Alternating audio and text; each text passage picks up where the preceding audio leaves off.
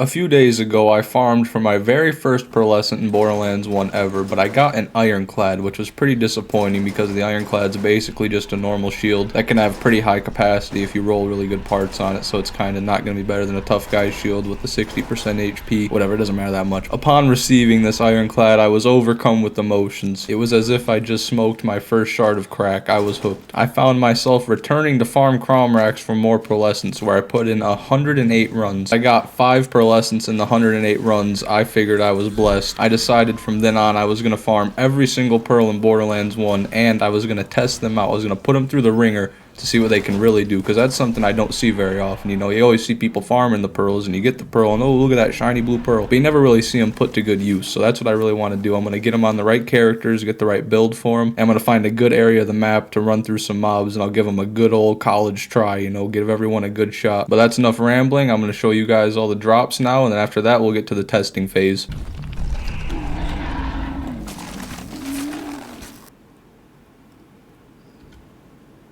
Well, I didn't think that would happen.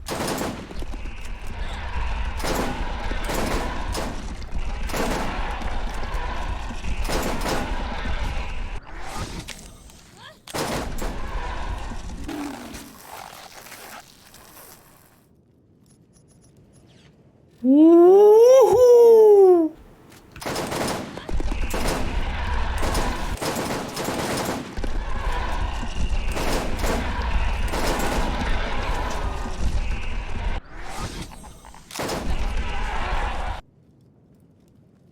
Holy fucking shit, it's another one. What is going on? Look at that. It's fucking nuts. Pretty sure this is the revolver that heals you. Yeah, it says your life is mine. I mean, if that's not what it does, I don't know what the fuck to say. All 3 of these pearls were within 43 runs, by the way. Pretty crazy stuff. I thought it'd take a little bit longer than that. Oh my fucking god, no way, it's the gun. I got the gun. I've always wanted this one. I don't think it's a good one, only 4.9 fire rate though. That's a bit unfortunate.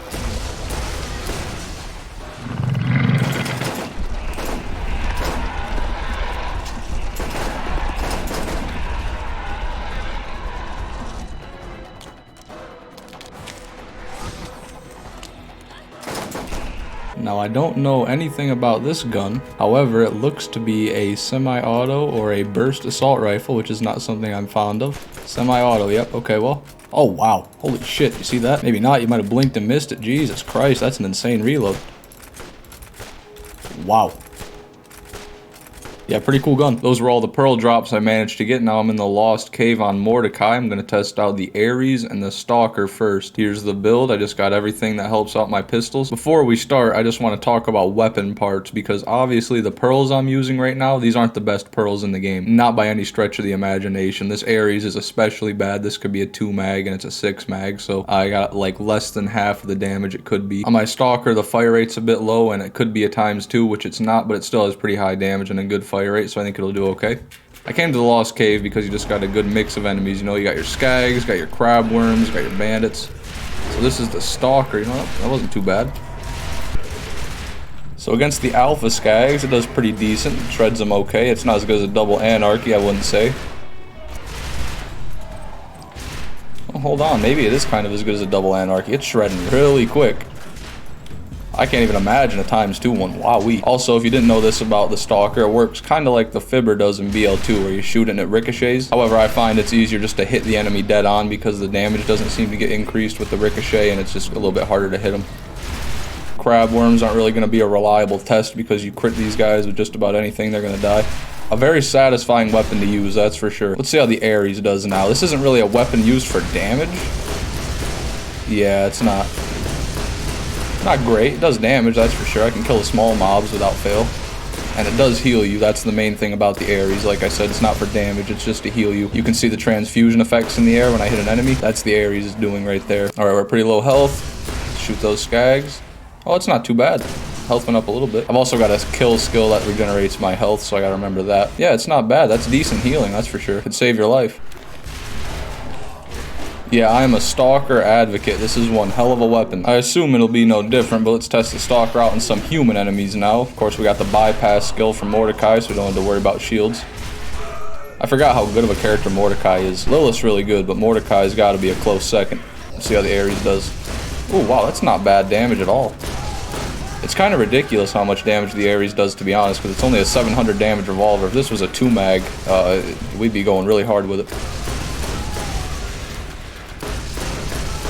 Not too bad at all. Obviously, there's probably better places for these two weapons to be used, more specific scenarios, like the Ares is going to be ridiculous for taking down Guardians, for example. Stalker is just a beast of a weapon overall. I think now what I'll do is rate them out of 10. I don't really have too big of a frame of reference since I haven't used all the pearls in the game, but taking my weapon parts into account and based strictly off my own experience, I'm going to give the Ares a 6 out of 10 and the Stalker an 8 out of 10. I think that's pretty fair. On to the next weapons. Now I'm on Brick, where we're going to be testing out the Jackal. I could also test out the Undertaker here, but I didn't obtain this in the series, and I want to farm each of every one for the series once again. I just got this on a fluke on a random chest, so just ignore this Undertaker, pretend that's not real. Got a Blastmaster class mod on, and here's my Brick build. Pretty much there's two choices for Brick. You either go melee or you don't, and I didn't. So if you're melee, you spec into this tree. If you're not, you spec into these two. I was debating on whether to use this on Roland or on Brick, but I figured explosive would be better on Brick. I'm in the Tetanus Warren right now because, to be honest, I had to find a spot that was going to be able to demonstrate this weapon's usefulness, if you will. A lot of enemy types in Borderlands 1 are just completely resistant to explosive damage, so you can't really do anything against them. Take this super bad spider ant, for example. I'm doing 63 damage, so that's just not going to happen. But these spider antlings, I mean, get completely eviscerated. It's a great crowd clearing weapon, that's for certain. We've got bandits in here. This is the main reason I've come. They're quite dense in this place.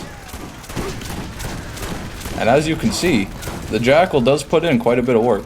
And here's where we run into a problem, because you see how he's not taking damage? That's another one of the big drawbacks about this weapon. Sometimes you just flat out can't hit enemies unless you direct impact them with this slow ass projectile. And while the damage is good, it's certainly not great. Just about any other normal weapon would probably do better. I mean, not any other weapon, but like I would argue that a Mash or a Double Anarchy or a Stinger would probably be doing just as good, if not better, at taking out mobs. If I was rating strictly on fun, I would give this a 10 out of 10. But let's see the true test. How quick can I kill King Wee Wee? He's taking full damage, okay. Oh, and I've downed myself. Well, it looks like we might die here. If I was using a Double Anarchy, he'd already be dead. Oh, we were close, but not quite. I think I've reached a conclusion on the Jackal. It's pretty bad. I'll give it a 4 out of 10. I think that's probably a good spot. It's not unusable, but it's a very situational weapon, and most of the time there's going to be a better weapon to choose than this one. On to the last two weapons. I'm now on Roland. I've got a Rifleman class mod right there. Here's our build. I spec'd all the way into assault rifles since we're going to be testing out the Sirpens and the Avenger. I decided to come to Old Haven where the Lance are just so I could give the Sirpens the best shot, but first I want to use this Avenger right here. Now, I don't have high hopes for it. It is a single shot AR, and I just don't like those in general, and it doesn't do much damage. Who knows? Maybe it's good. Oh, you can't be serious. And that's my favorite part about him. You see how my sight's going up like that? I'm not doing that. That's just when I get shot, I get jerked up like that. Oh my god. Well, it's my fault for... actually, there wasn't a barrel there, was there? Someone just had an elemental weapon. Okay, well, ladies and gentlemen, the Avenger assault rifle. Ooh, ooh. Oh, that was big. I want to change my key bindings, and I'm going to set fire weapon to mouse wheel. Okay, let's see how fast this bad boy can shoot. I don't have a free scroll mouse wheel, so I guess it's not working, or they patched something in to make that not happen. The only redeeming quality about the Avenger is its amazing reload speed, as you see. But it really doesn't matter how many bullets you can fire if they all do fuck all. It's like shooting a BB gun. This thing's really bad. I mean, really bad. I should mention the Avenger also has ammo regeneration, so that's another one of its amazing qualities. Gonna do the Sirpens now. We only have a 4.9 fire rate one, unfortunately. That could be 8.8, but not gonna let that stop us. You can see our mag size down there, 321, thanks to Mordecai's many magazine boosting skills. Okay. Killed the enemy pretty good, but it's hard to hit. Maybe I should just get up in their face and hip fire. That's probably going to be the strat. Yeah, the closer you are, the better it's going to be for you. The Sirpens works kind of like a sideways wave. It zigzags left to right instead of up to down.